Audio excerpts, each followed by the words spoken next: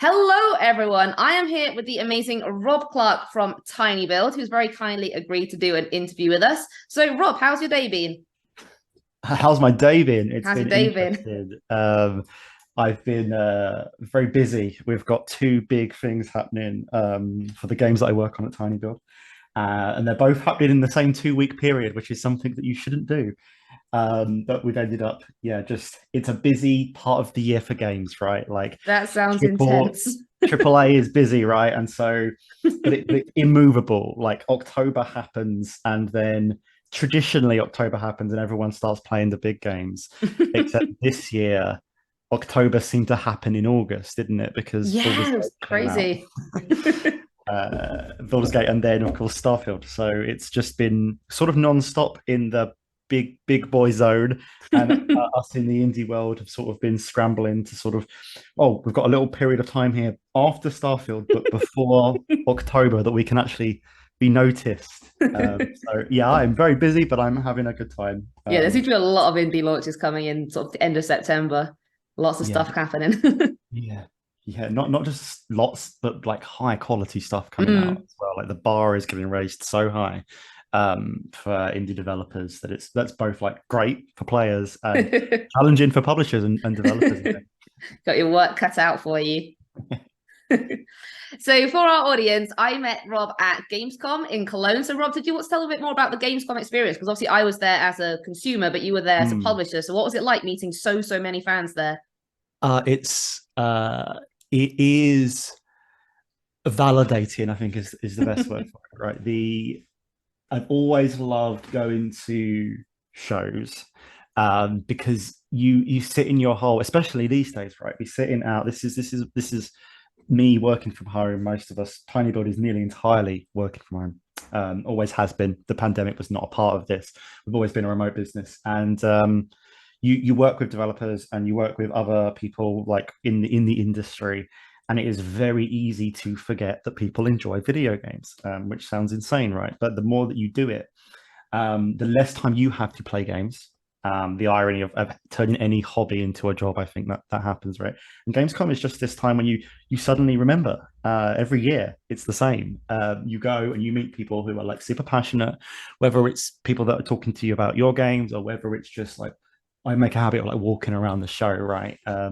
Especially like the indie areas, which are huge. If you've never been to Gamescom, it's just so big. It's ridiculously big, and just watching people just have fun, cosplayers, people that just love games that I have no interest in. It just reminds us why we all do what we do in the industry, and it's just it's that great feeling of being around your own people, right? You're like, these are my tribe of people, and like they like stuff that I don't understand. Like the being a nerd these days, right, is such a huge thing. Like you could be in so many different things in like TV and film, like tap into that now, but it's still awesome to just feel that sense of like community it shows. How did you find it? I mean, I've been to lots of conventions in my time. I've never been to anything as huge as Gamescom because I only went on the Thursday and it was the busiest thing I'd ever seen. So I cannot imagine how busy it was on the Saturday and the Sunday because I was there. I was like, there are so many people. This building never seems to end. Like even the indie area was about the same size as like half the conventions I've ever been to. Like it was so It big, but it was is really amazing as impossible. well. Yeah, it's great, but it's impossible to describe to people that haven't been just how large Yeah, that show is and how long it's it takes to walk through. It's huge. crazy. Oh, well, so when I was there, the game that you were promoting was Cove, which looks really cool. Did you want to tell people like what they can expect from Cove? Yeah, so Critico is sort of like a cozy, I would call it like a cozy game that takes some of its inspiration from Animal Crossing and some of its inspiration from games like Wind Waker and games like there's a little bit of Stardew in there. But what it does differently to all those games is that it has this sort of sense of exploration as being one of its key parts. I think when we talk about cozy has really become a thing, I guess, in the last 2 or 3 years. I think Stardew obviously kicked it off many years ago. And then there's become a lot of like press, I think, and YouTubers have sort of galvanized around this idea of like wholesome and cozy games, and that's what Critical is. But it's also trying to do something a little different. It's trying to, rather than always like cozy and farming tend to go quite hand in hand, right? So Critical has sort of a different foundation. So rather than having farming as a foundation, like you see in a lot of these titles, you have get them out on a boat and it's set in this tropical like archipelago, a set of islands, and you can just sort of sail off and explore and find relics and go fishing and all of the stuff that you can usually do in games like this, but with the expansion of like an open world. And it's not a huge open world; it's sort of a handcrafted one. So it's an exciting one. Personally, I work on like 4 or 5 projects. It's one of my favorites. And it was great seeing people play it for the very first time, in fact, at Gamescom, along with my inflatable palm trees and inflatable flamingos that I bought on Amazon and had to blow up manually because I forgot to bring a pump. No, that must have taken you so long. It took forever. Yeah, these palm trees were like 6 foot. They were 6 foot, and like they were like very thick palm trees, and it took like an hour for each one. Oh my To go gosh. red in the face and get You a must have headache. had no lung capacity after that. It's like, No, I was done. It's like a run. It's like a run, like 2 miles or something. So from watching the Critter Cove trailer, it looks like there might be some collection elements in there. Can you tell us more about that? And like, is there a journal or anything that tracks them? Yes, there are plenty of collection elements. I think I've always been a collecting person. So I always try to like find ways to put this stuff in, even to games that don't have it. Mods are always a good way to do that. So like I think I'm doing that internally now and sort of pushing the Critico dev guys to add as much of that as we can, because I think it just expands the world, and there's so many different things you can do with collection, right?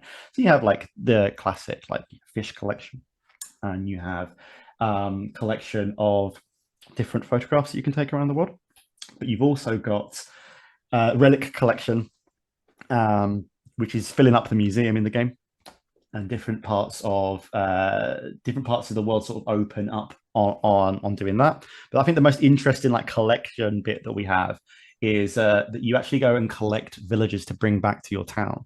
So there's storms that happen as you play during certain days, and you have to go and like find the people that have been sort of shipwrecked and bring them back.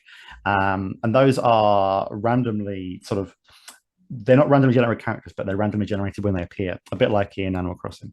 And you have to go find them. Normally, they've got themselves into some sort of trouble, and then bring them back on your boat, and they sail back with you, and then they become part of your town. If you have appeased them, they end up building a tent on the beach, because these guys are just they're not very capable. So they get to the town and they're like, okay, I'll just live on the beach then. And then you have to go and start building them houses and helping them out. And that all ties into the rest of the game, because you have loads of businesses in the town, and there's this whole town management section where you're reopening the businesses, and those businesses suddenly need a whole bunch of stuff. The cafe needs ingredients for things, the bar needs ingredients for cocktails, the clothing shop needs different fashions, and all these sorts of things. So all this stuff ties together, and having that open world is what makes that quite different to these games normally, because you're not sort of confined into a farm or a town. You can go off and like go to different biomes and explore, and I think that adds to that whole collection mechanic for sure. That all sounds amazing, because like one thing I love in games is collecting. So the fact you've got so much going on sounds amazing, especially the different villages you can find. How many different ones are there in the game? Oh, lots. I don't know if we've settled on a number yet. There are like 7 or 8 main characters, Mhm. and they are always in every game. And then there are a lot of others that are based around different personalities that have different likes. And they all tie into the town. So if you say you end up building a gym or refurbishing the gym, you'll have certain character types that like working out, that are happy that you've done that. There are certain character types that don't like it. But then there's also the opportunity to who's gonna run the gym. It's not you, the player. You have to pick one of the villagers that you found to go and run the gym. So if you pick, and you can pick anyone. So if you pick one of the villagers that like obviously loves the gym, that is constantly like picking up the items around town and like lifting. What's it called? I'm so unfit. It's called pumping iron. Is that what we're going to call it, or we could just call it lifting? Right? He's there lifting, and you're like, "Hey, do you want to run the gym?" He's like, "Thank you. You've made my dreams come true." But you can go to the villager equivalent of me, and you can say like, "Do you want to run the gym?" And they're like, "No," and you're like, "Well, you're doing it anyway." Oh my And God, then I love that. they're like, "Oh, great! This is going to be the worst job in the world." And so there's like little dynamics of like having the town management stuff in there as well that all ties into each other. It makes it something. It takes inspiration from lots of games, but it's something quite different. I was going to say, it sounds like there's so much going on. There's so much for the player to do. It must have taken ages to sort of conceptualize all that. And I was wondering, like, what was the creative process for Critter Cove like? How long did it take to make? What did the early sort of ideas come to? What was the brainstorming process like? Just tell me everything. I'm so intrigued.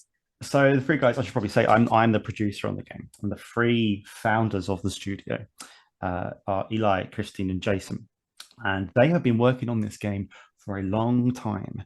As with a lot of games, especially indie, there's normally quite a separation between the project that you end up with and the project that you started with. So Critter Code used to be called Seeds of Magic, and it was a 2D game that was much more similar to Stardew. There were certain bits that have always been kept in, like certain characters that have been there from the start. Their designs have changed a lot, but their personalities haven't changed too much. But that was the original idea, was to sort of make a PC kind of Animal Crossing. This was 4 years ago, 3 or 4 years ago. And as time went on, that changed. It was then moved into sort of 3D, and that took, obviously, that's a massive change for any game, right? Moving from 2D to 3D. Wanted to have something at the time. Having a 3D cozy game was new, and we're talking like 2 or 3 years ago. Cozy game graphics have obviously got way better, but Porsche wasn't out then. Obviously, Sandrock wasn't out. There was far fewer games that were doing that in 3D. So Critter Cove got moved to 3D, got named Critter Cove at that point. And then, yeah, the game sort of grew out from there, but there were lots of things that changed and lots of things that didn't. And one of the main core tenants, or most of the main core tenants of the game haven't changed. For example, there's no combat at all. Even amongst cozy games, that's pretty rare. Even Stardew has the cave and fighting in the cave. There's no combat at all. That was always a very deliberate decision. I think that's really interesting because not many games are completely non-violent, and it sort of challenges you from a design perspective to make interesting design decisions without the crutch of combat. When you have combat in a game, it's so much easier to fit everything in service to combat, isn't it? So you have like, you're cooking food. Or why are you cooking food? Oh, so that you're stronger in combat, so that you have more health. When you remove that, there's a whole bunch of design that you have to do differently, which is sort of where the town management stuff came in. Like, how do we then still have those systems but don't keep them in service of having to fight things, having to have that as such a key part? So that was always a concept that's always stayed. There's never been combat, there never will be. And then another thing that's always stayed is the sort of idea of crafting from scrap. And it's not an environmental game in the sense of like there isn't this heavy-handed message of like recycle or anything like that, but it's definitely a theme of the game that like you can remake things with trash, right? With one man's trash sort of situation where like most of what you craft is crafted from things that have been shipwrecked, from detritus, from just general junk around town. And you never then turn that into like perfection. You turn that into something that is usable, and it might still look good, but it's not this like end produced mass product thing. And that isn't something the game sort of goes on about at all. It's not a preachy game. But it does sort of, it's always had that message, so that's still in there. It's still an important part of how we think about the story and the way that the mechanics work. So yeah, like with any game, I think you have lots of things change, and lots of things don't, and you end up, the ones that don't change naturally become the ones, I guess, that you find were more important in the first place, right? And the ones that you've stood the test of time. That's really interesting hearing how you kind of changed it from 2D to 3D, because that is a Mm. massive change, and also how Yes. you worked around the non-combat thing. So thanks very much for sharing that. That was really, really cool. And you mentioned that you're working on a few other projects as well. Can you tell us anything more about them?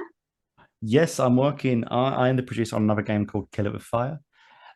So we're making a sequel for that. Kill It With Fire is a sort of spider murdering comedy game. Couldn't be more different to Critic Cove. Uh, it's a really fun, silly, fun like experience of just you jump into a world and your whole purpose is to kill spiders. And that was the first game's entire thing. The second game has more story. It's sort of taking things up a level. You're going to the multiverse, jumping around time and space, but you're still killing spiders.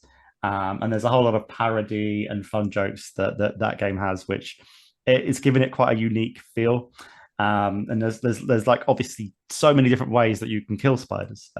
Flamethrower being like the sort of core thing for Kill It With Fire, but also like there's things from like drones and tanks, like miniature RC tanks, to like laser guns, to like six shooters, melee weapons. Um, there's a bunch of collectibles in that game as well. There's a bunch of like objectives, like sort of challenges in each level. There's a lot of secrets. So it's a really like cartoony game though. It's not serious. It's not again. It's very violent, but in a very cartoony way. And it's made by a solo developer called Casey, who is just brilliant. Like most of the teams that we work with at tinyBuild are sort of between like 3 to like 15, 20 people. And Casey's just this one guy. And he's just made this entire sort of weird spider killing universe from his own arachnophobia. So that's the other game that I'm actively working on that's coming out about the same time as Critic Cove into early access around, we hope, February or March next year. Wicked. Like, I must admit, I've never played Kill It With Fire because I saw it and I saw the spider on the logo thing, and I was like, nope, I have terrible arachnophobia. I'm not going anywhere near that game. But it is very interesting. It's introducing that sort of like multiverse aspect to it. That's very creative. I would say I'm excited to see it. I'm more excited to hear about other people playing it because it sounds interesting, but there's no way I'm touching a game with spiders. No, that's fair. That's fair. So it sounds like you got like so many different things going on for you. What does a typical day look like working at tinyBuild for you? Oh, there isn't one at all. Being a producer at a publisher is a little bit different to being a producer at a developer, because you have to juggle a little bit more, I think, because we have to do producers at tinyBuild are quite unique anyway, in that we also handle quite a lot of the game's marketing, which is beneficial, I think, to the studios in the way that we do things. It's quite a clever way of doing it, because a lot of production and marketing, they're always very close. If you make a game, no matter how you do it internally in the studio, production and marketing are always close if things are going right, if they're built correctly. And here they're so close that they're the same person, which means that you can make decisions faster. You can sort of point to things that could go wrong with marketing when you're looking at stuff that's in bugs, right? So, say example, your game has a bunch of bugs. Well, there's one way of looking at bugs, which is, well, which one of these are worse for the game? And there's another way, which is, which one of these are actually not that important, but if we put this game onto Twitch, or we have people streaming, they're going to like be quite annoying for people to watch. Like if you have an audio bug, for example, normally those things are not that important to fix quickly. You can fix them later on. But if you suddenly want to have like a big streamer play and the music's cutting out or the mix is really bad, those things are actually suddenly important. And when you're a producer that can do both and see those sorts of things and pick them up, that can be really helpful. But as to your original question, we do lots of different things for lots of different developers, and it's different for each developer, because different developers have different team setups, right? And so what we try to do is we try to support them as a publisher with what they don't have. If they have a particular weakness, for example, if there's someone on their team that's really good at social media, well, we don't want to go and start doing their Twitter for them, right? But if there's someone on their team, if they don't have that, then okay, we're going to assign someone and make sure that we're doing TikTok and Twitter and YouTube and all of this stuff. Likewise, if they have certain like amounts of designers, or if they're like a solo developer like Casey on Kill It With Fire, there's other bits that we try to help them with on the development side, or we help them find agencies or freelancers that can help us build little bits for them, take some of the load off. So, and because of that, yeah, it's different every day, which is one of the reasons I love this job. I've tried to always work at publishers, because you get to experience so many different types of studios and development and methods of doing things, which I've always been really interested in, right? In a way that if you stay at one, I've worked at a studio and I've had a good time, but if you stay at one studio for a long time, you get really in depth on that studio's method, but you don't see all the other different ways that people approach development. That is really fascinating to hear about. Like, it sounds like you've got your job's just so varied. It must be really, really fun for you. I can definitely see why you like it, especially getting to work with so many different people and see all their different processes must really spark those creative juices. It does, yeah. But with all that being said, and all those projects you've worked on, what is your favorite game that you've ever worked on? Ever, ever. I know you sent me questions, and I don't actually remember. I didn't. I was trying to be like, I don't want to read them too heavily in case um, I sound too much like I'm answering questions from a sheet. So this is genuine. I think the most favorite game I ever worked on would probably be one of the first. Probably it would have been something like I did the console versions of the Swapper. Have you played the Swapper? I can't say that I have, no. It was huge in its day, which was a decade ago, to be fair. When I worked at a company called Cove, they are now a big publisher, but they used to be a game studio. And they went into publishing just as I joined them. And I think games we did Thomas Was Alone, and the Swapper. There were huge PC games that were so big, like in a world where indie wasn't even a word we were using, and third party distribution on Steam was kind of like, oh, this is kind of new. You can make games now individually, like teams of two or three people can publish things. This is weird. And so Mike Biffle, who made Thomas Is Alone, and the guys that made Swapper, they were really successful. They made a really cool, one of the very first Steam indie games. And then they wanted to port at the time to the classics, PlayStation 3 and PlayStation Vita. So you'd have to do like cross play and make all that work. And I was working in marketing, not production back then. But yeah, it was just so cool to be a part of something really new. And those games they had challenges. Trying to make any PC game work on a PlayStation Vita is difficult. The Vita was great, but it was not powerful. Kind of like the Switch now, very well liked, but very difficult to take a game and just transfer it onto without a lot of work, right? But because those were the first ones that I did, I think they always have a really close place in my heart. Even though we had, like, back at the time, this was 10 years ago, everything was new, so there was no like budgets for anything. Everything was so like scrappy, and no one knew what they were doing at all. You couldn't look at it like you do now, where you sort of go, right, here's the budget, and like we know that we can go out to these YouTubers with this, or we can make these adverts, and this is kind of what will happen because we've done it 100 times. Back then, you just had a little bit of money and you were like, oh, how do we spend this? Who knows? There wasn't, again, like words like influencer. We didn't use those till like 2013, 2014. So like the idea of like giving money to someone to make a YouTube video back in like 2010, that was still pretty foreign. Was not done normally. So like when we did do stuff like that, it was cool. We sent a PlayStation Vita into space for one of the games. Well, I don't think I can legally call it space. I think it was low Earth orbit, where you get the balloon, like and we attached it. It's so indie. We just went to the middle of a field in Essex, and we got a guy to help us with the roping, because the roping for like sending stuff into low Earth orbit is difficult. And you just send it off, and there's a video still on YouTube on the Curve channel, if you go back for years and years and years, of just this Vita playing one of our space puzzle games called Nova 111, just floating around the Earth. And then it has to come down, and you have to sort of find out where it went, because it was my Vita.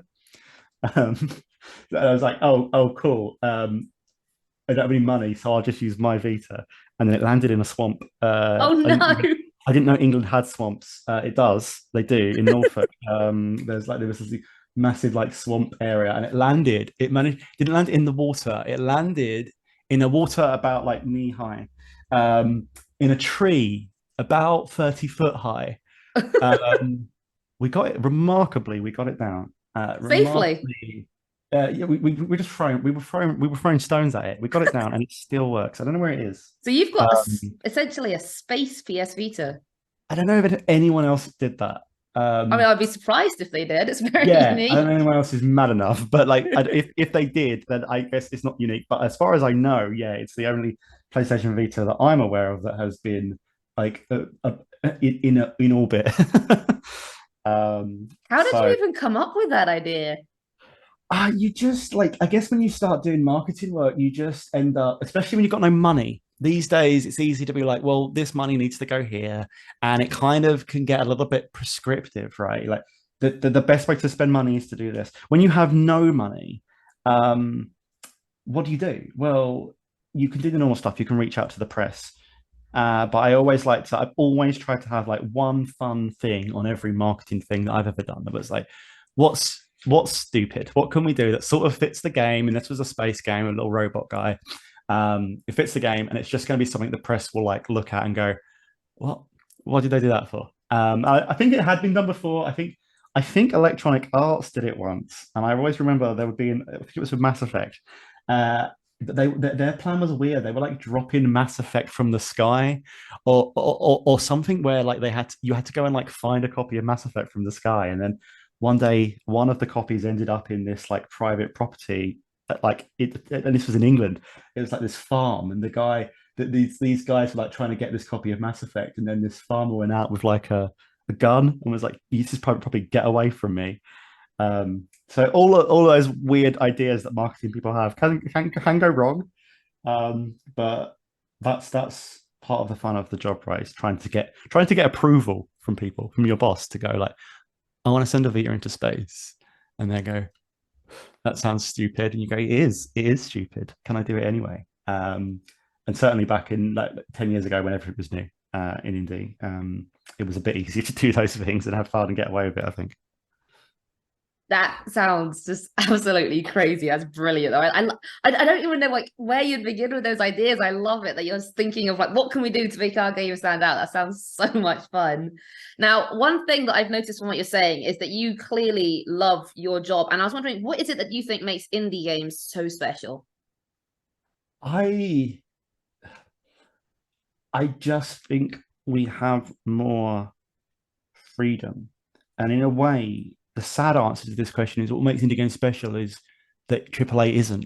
And don't get me wrong, I'm not like a hipster in that sense. I play big games. I will eventually play Starfield. I like to give Bethesda games a little bit of time in the oven first, but like I play big games and I enjoy them. But there's the nature of our industry now is that you can't really experiment. Thematically, you can't experiment. Mechanically, it's getting even rarer, right? You have what we call like the Ubisoft model, climbing a tower, and it hasn't really changed significantly from Far Cry 3 to Far Cry 6, for example. And you can pull up millions of those examples, right? They're all good games, but they're not interesting games. And I'm so glad that games found that space in which to exist as what they used to be when I was a kid. That AAA wasn't a word. Things were experimental. You had whole big companies making $1 million bets on things that were just crazy stuff. Like that was never going to work mechanically. That like now they'll turn up on like YouTuber hidden gem videos and stuff, right?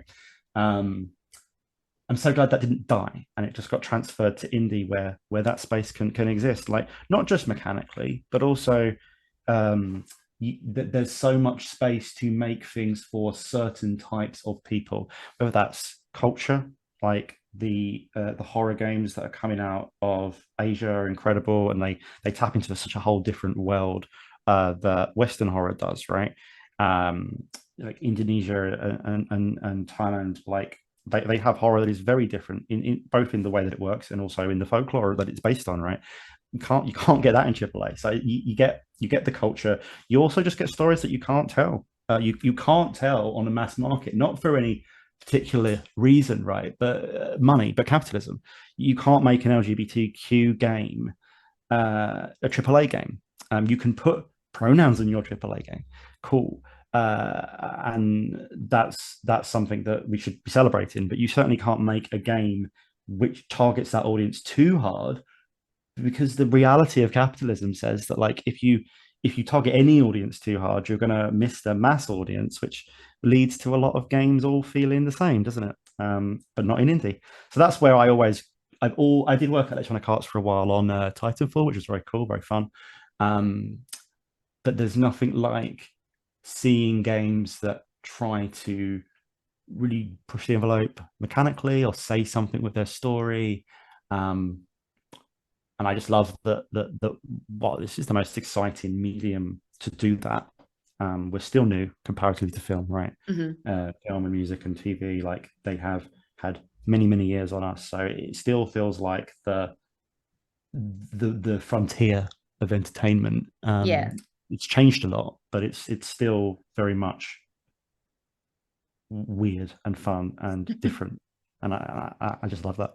No, I definitely agree with you. Like I play, like I said, like you, I play some AAA games, but I mostly play indie games because I have Xbox Game Pass and they've just got hundreds of titles. And I sometimes see other Xbox users complaining, oh, it's just full of indies. I'm like, yeah, Oh, yeah. it's full of indies. That's a good thing. And I've just discovered so many awesome games that, like you say, they just never would have been made in a AAA studio because, you know, they can't afford to put that much budget into something so niche in terms of the target audience or the mechanics or anything. And I think, like you say, indie games just offer so much more opportunity for freedom, for throwing stuff at the wall and seeing what sticks. And I completely agree with you. They are so much more special, so much more charm, so much more personality than the bigger games. So with that in mind, I know you're like on the publishing side rather than development side, but if what would be your dream concept for a game? If practicality and budget weren't a thing, what would be the best ideal game that you would want to see? Oh, let me think. I think the sort of games that appeal to me most, well, there's two types of games that appeal to me. There's the games that I shouldn't play, because otherwise I don't do my job.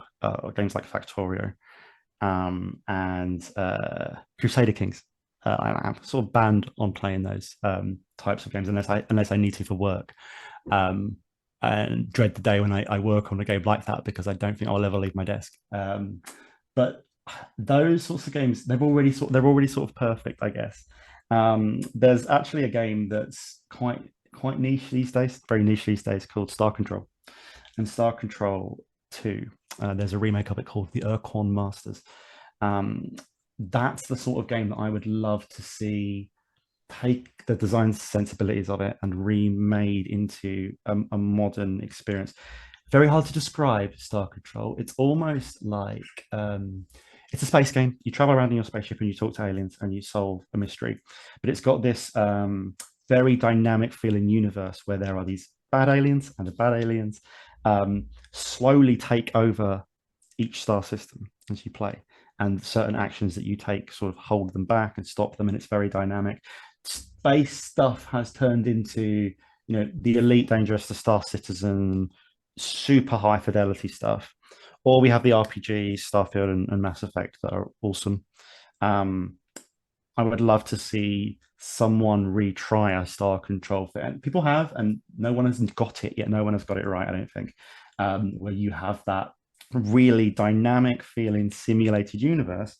But it's not like a Forex game. It's not a strategy game. Technically, it is at its core an adventure RPG with that layer of strategy on it. It doesn't have to be high fidelity, but it does have to be written impeccably. And that's very hard to do when you have a narrative that can evolve that much. So that's why I don't think people touch it very much. That would be someone gets Star Control right. And the Star Control didn't even get Star Control right.